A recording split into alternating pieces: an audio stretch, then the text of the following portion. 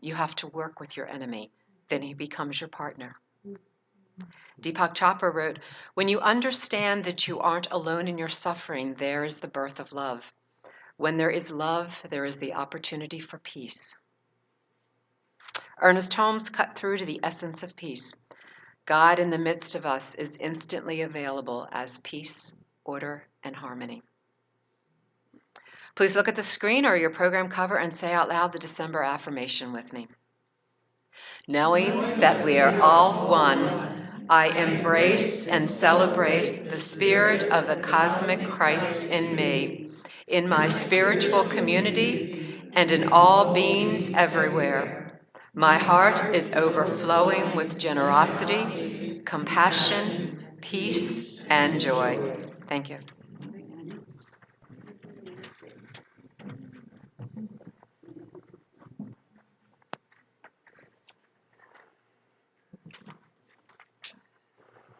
This entire month, it seemed very important to me to focus on the spirit of the season. You know, again, as Candace said, we get caught up in the busyness of the holidays, and it can be a tripping point where we forget what this is all about. And when we can return to the essence of the season, we look at these beautiful qualities of the divine, the essence of love, the essence of peace, the essence of joy.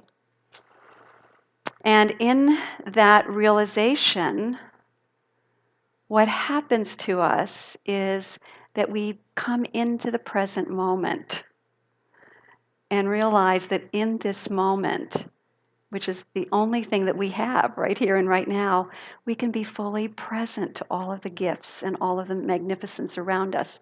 You know, as I'm looking throughout the room, I'm reminding myself, look at the amazing people in this room that we share our lives with.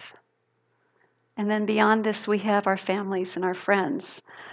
Right in this moment, though, I'd like to take a moment and honor spiritual community. So I just invite you just to look around. You don't have to say anything to anybody, but just take a moment and just take everybody in to your heart.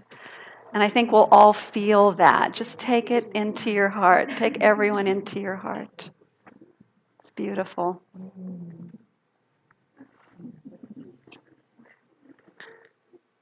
So, so today, we're still taking everybody in. That's good. I know, it is. Oh. And so today our focus is on this quality of peace.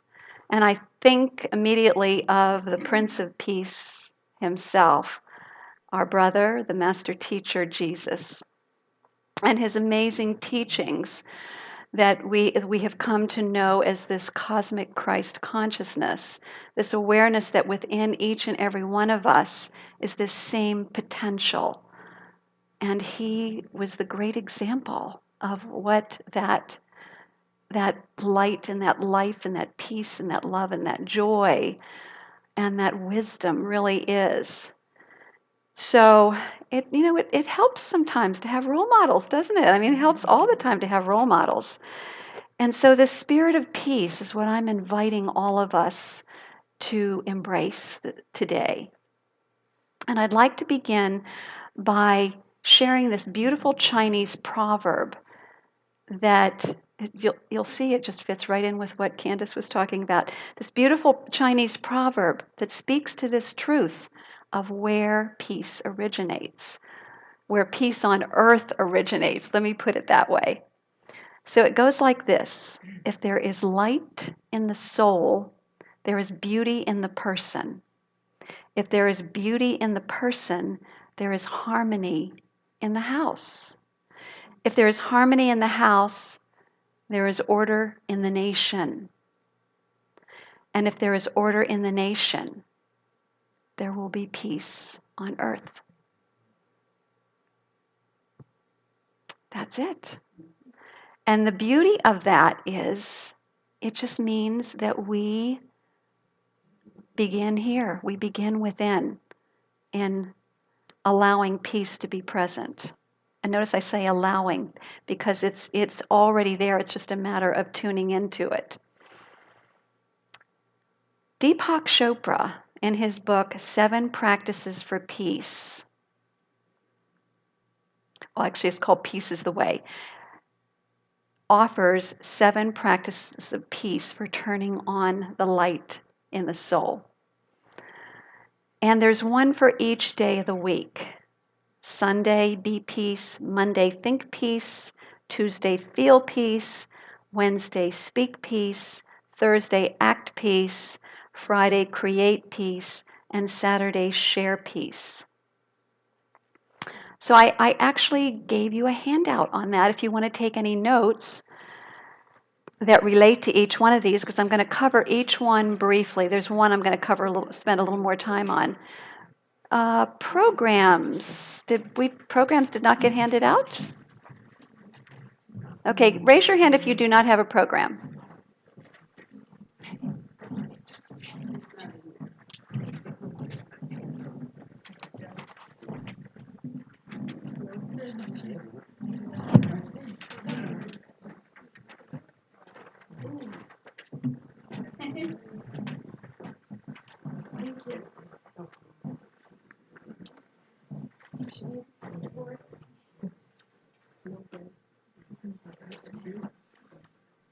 And I think we have some pens out there too. Lori, would you mind grabbing the pens that are on the happenings board?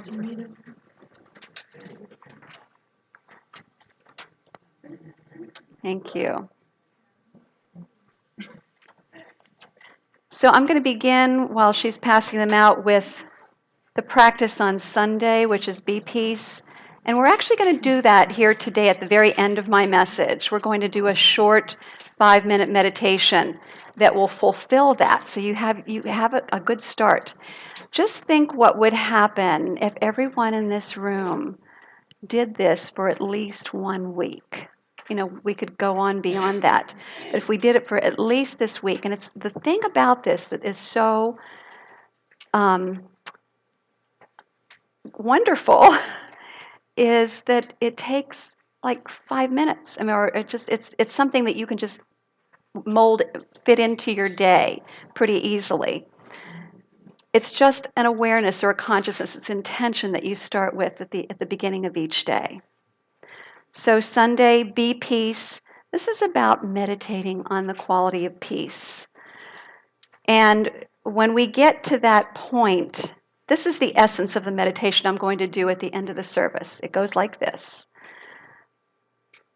It begins by closing your eyes and focusing on your heart and repeating the words over and over: peace, harmony, laughter, love.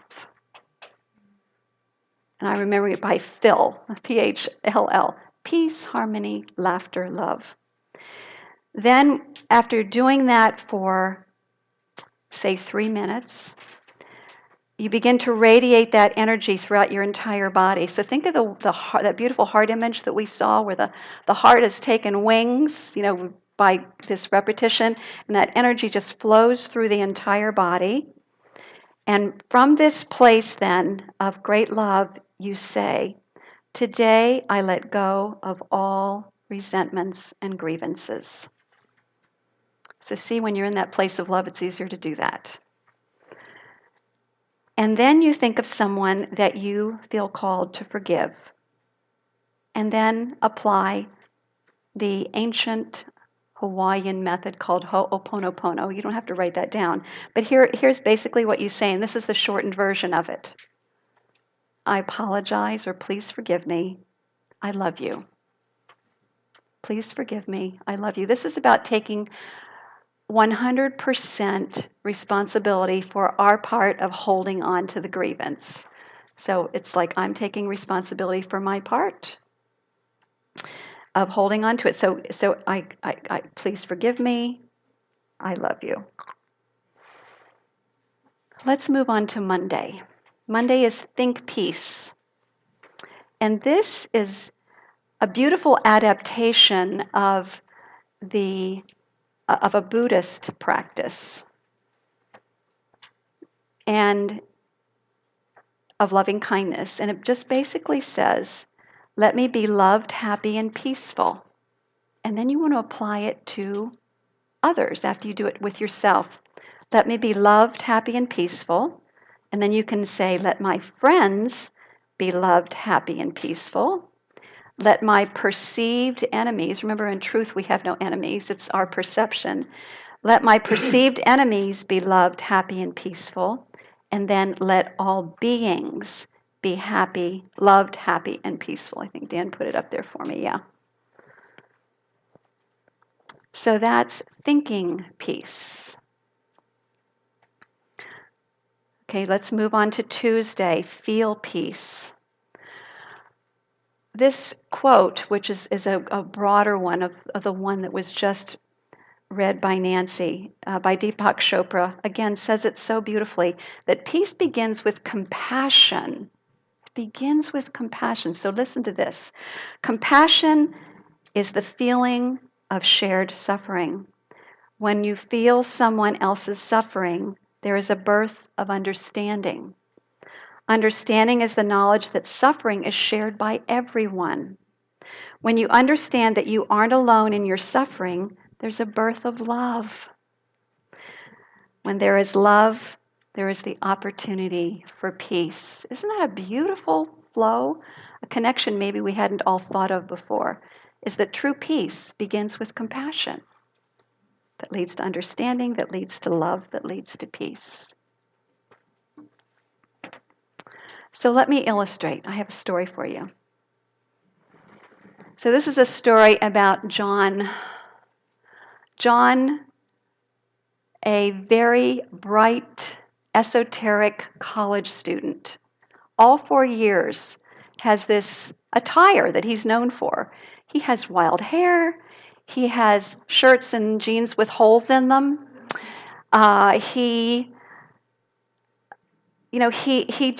This is just who he is and how he shows up. So one day he decides to attend the church that's across the street from the campus. And keep in mind that this church is very conservative and everybody dresses to the hilt when they go to service on Sunday. So he begins to make his way down the aisle, if you can imagine. So let's just picture this. Finding his way down the aisle, and the place is packed. There's no place to sit. He gets all the way down to the end, and by the way, this time everybody's looking, they're quiet. There's like tension in the room because nobody knows what's going to happen next. And so he just plops down. He sits like right in front of the stage, and that's his way of participating.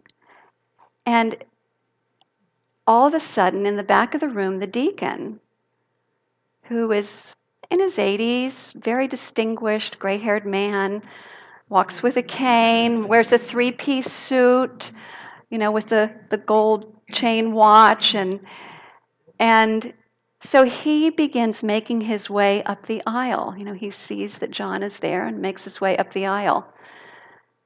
And everybody is thinking some version of, well, you can't blame the deacon because after all, this young man's dress is inappropriate and what he's doing is his behavior is inappropriate. So, we can't blame the deacon for wanting to kick him out. So the deacon, it's very slow because he's using his cane, coming down the aisle, step by step by step. And all you can hear is just the click of the cane. And even the minister's silent as everybody's just watching all that's happening. And so as the deacon approaches John, he puts his cane down and he very difficultly lowers himself down to the ground and sits next to John and joins him in worship. When I first read that, it brought tears to my eyes. Because what the minister went on to say after that, he said, My message today is on love, understanding, and compassion. And probably what I'm saying, you will not remember, or maybe remember much of it. But what you witnessed today, you will never forget.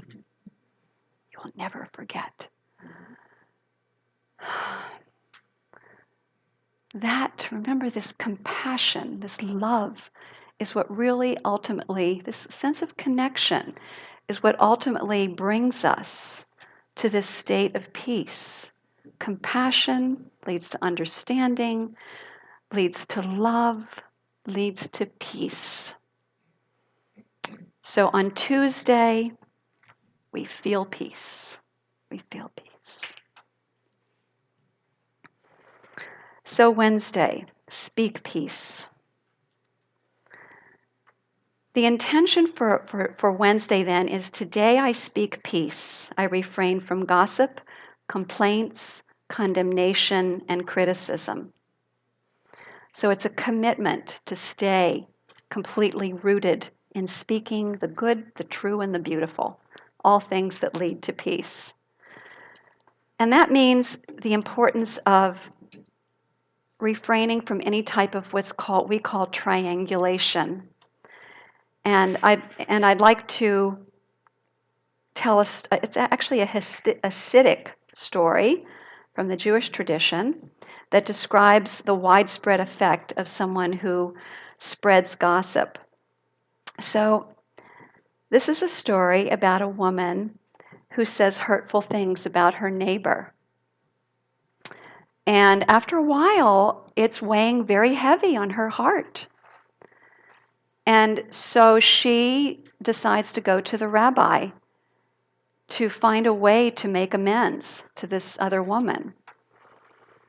And the rabbi tells her, "This is what I want you to do before we complete this conversation.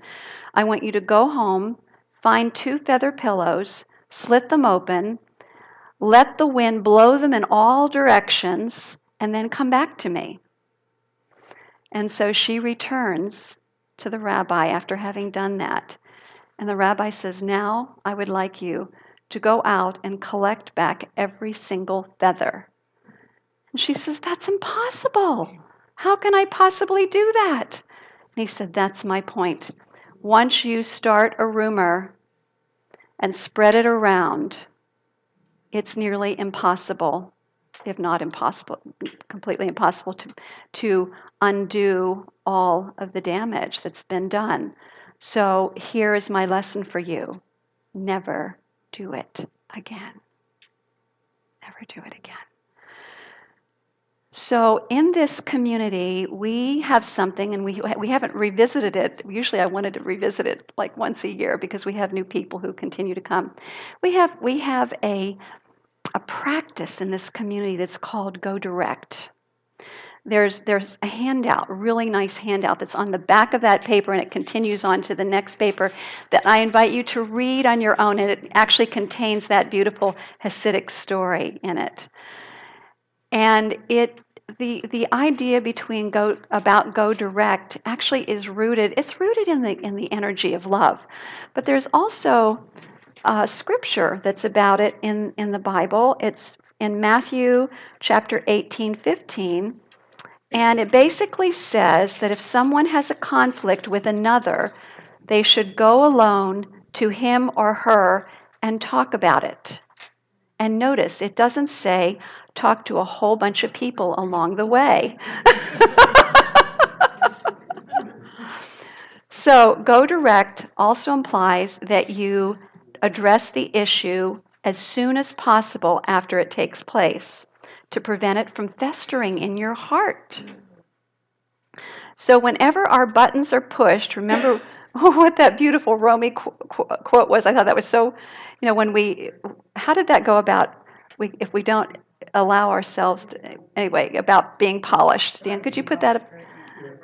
Yeah, okay, rub. If we don't allow ourselves to be rubbed, we'll never be polished. Oh, if you are irritated by every rub, how will you be polished? Okay, so having our buttons pushed, that's the rub.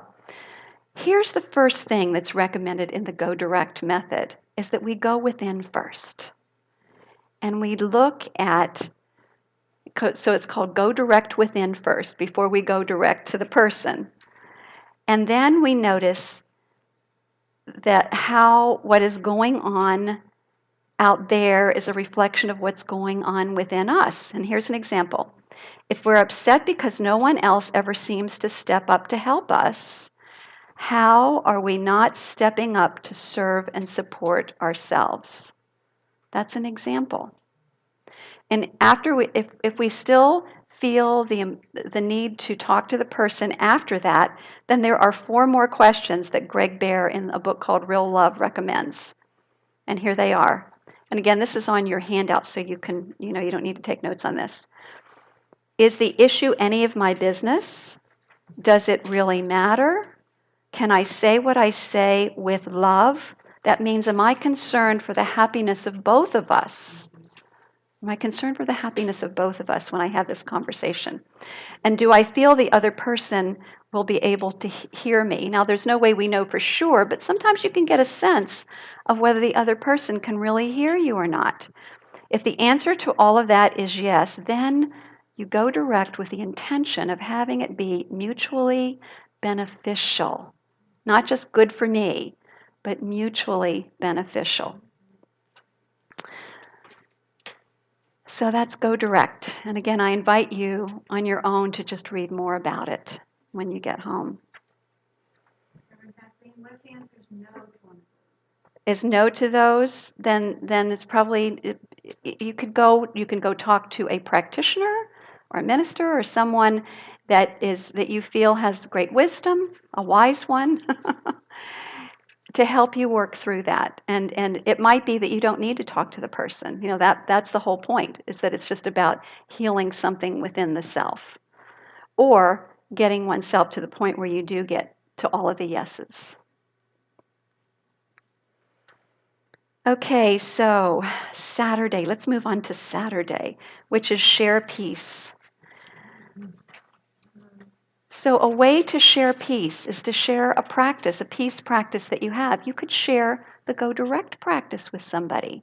And it says to share it with 2 people is what he recommends. Share some sort of peace practice that you have, whether it's meditation, spiritual mind treatment, the Go Direct, whatever practices you have that you find really support you, share it with another person. So again, Chopra says the power of these 7 practices is potentially unlimited. If you transform yourself into a peacemaker, you will not be anti anything. No money is required. All you're asked to do is go within and dedicate yourself to peace. The single best reason to become a peacemaker is this: every other approach has failed. Isn't that a great reason to be a peacemaker? All that other stuff doesn't work. And we know, we've seen it in the world. Being the tough guy and trying to force somebody to do things your way does not work.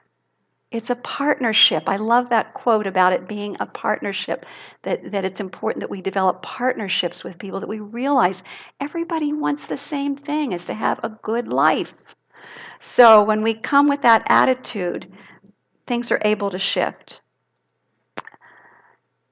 He said, no one knows what the critical mass must be before peace becomes the foundation of a new order. Your duty and mine is to bring about change by personal transformation. To me, this is such a relief, because it takes me back to where I have some,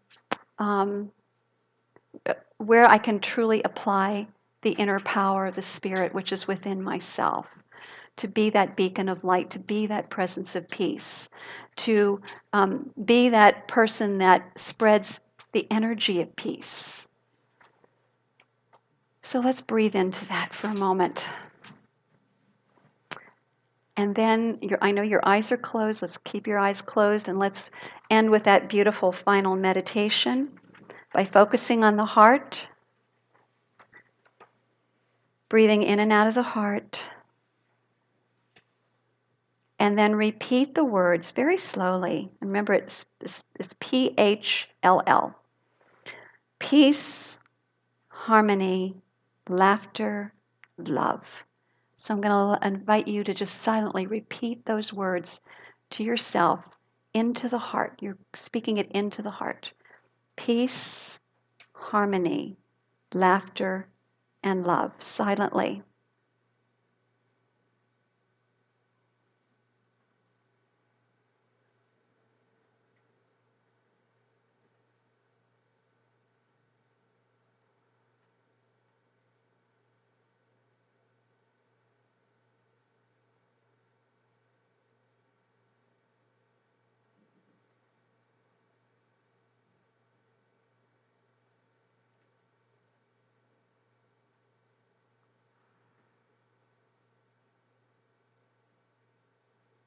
Remember to breathe.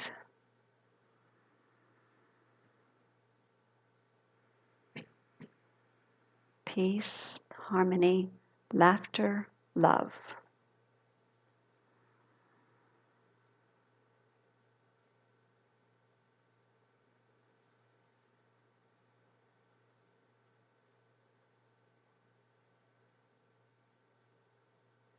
And say silently after me, today I relinquish all resentments and grievances.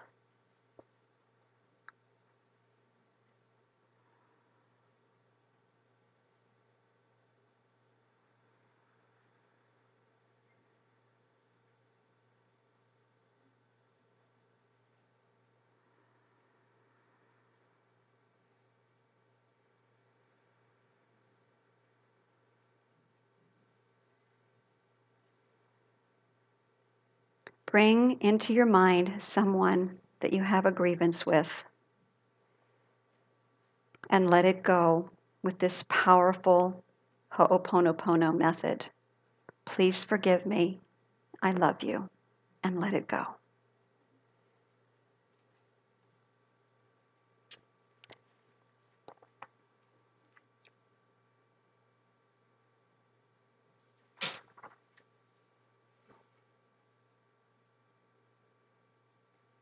Okay, my friends. So when you're ready, open your eyes. And so again, I invite you to join me in this beautiful practice this week. Sunday, we already did it, be peace. Monday, think peace. Tuesday, feel peace. Wednesday, speak peace. Thursday, act peace. Friday, create peace. Saturday, share the peace. And so it is. So it is.